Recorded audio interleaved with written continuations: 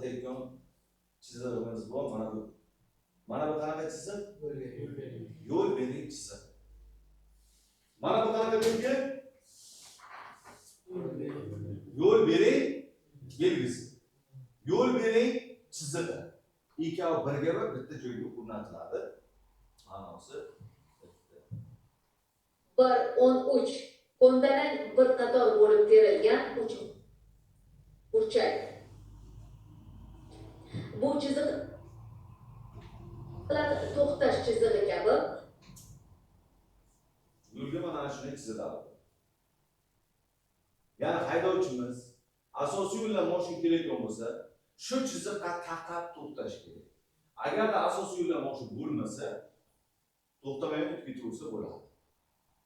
transport vositalarining to'xtash joyini ko'rsatadi. Biroq undan farqli o'laroq to'xtashga majburlamaydi. 2-4 yo'l bering belgisi bilan birga qo'llaniladigan ushbu chiziqlar asosiy yo'lda harakatlanayotgan transport vositalarini o'tkazib yuborishi uchun ikkinchi darajali yo'ldagi haydovchilarning zarur hollarda to'xtashi lozim bo'lgan joyni ko'rsatadi. Ya'ni siz mashina haydab keldingizmi?